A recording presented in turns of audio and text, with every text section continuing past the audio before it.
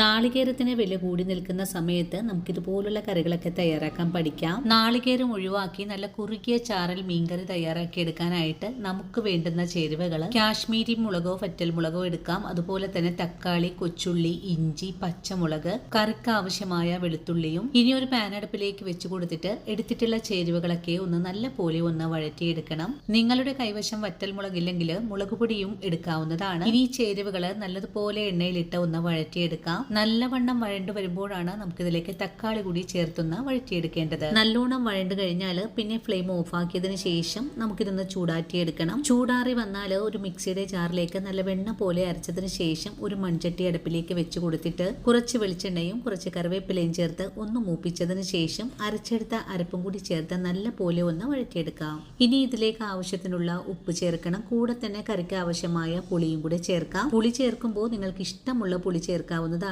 അതിനുശേഷം ആവശ്യമായ വെള്ളവും കൂടി ഒഴിച്ച് നല്ല പോലെ കറി ഒന്ന് തിളച്ച് വറ്റി വരുമ്പോൾ നമുക്കിതിലേക്ക് കഴുകി വൃത്തിയാക്കി വെച്ചിരിക്കുന്ന മത്തി കൂടെ ചേർക്കാം. ഞാനിവിടെ എടുത്തിട്ടുള്ളത് മത്തിയാണ്. നിങ്ങളുടെ കൈവശം കിട്ടുന്ന ഏതൊരു മീൻ വെച്ചിട്ടും ഇതുപോലുള്ള കുറുകിയ ചാറിൽ നല്ലൊരു മീൻകറി തയ്യാറാക്കാൻ പറ്റുന്നതാണ്. മീനും ചേർത്ത് നല്ലോണം തിളച്ചൊന്ന് കുറുകി കഴിഞ്ഞാൽ നമുക്ക് ഫ്ലെയിം ഓഫ് ചെയ്ത് കൊടുക്കാം. ഇനി പ്രത്യേക ടേസ്റ്റ് കിട്ടുന്നതിനായിട്ട് കുറച്ച് കറിവേപ്പിലയും പച്ചവെളിച്ചെണ്ണയും കൂടി ചേർത്ത് ഫ്ലെയിം ഓഫ് ചെയ്ത് കൊടുക്കാം. അപ്പോൾ നല്ലൊരു മീൻകറി തയ്യാറാക്കാൻ എല്ലാ കൂട്ടുകാരും പഠിച്ചല്ലോ.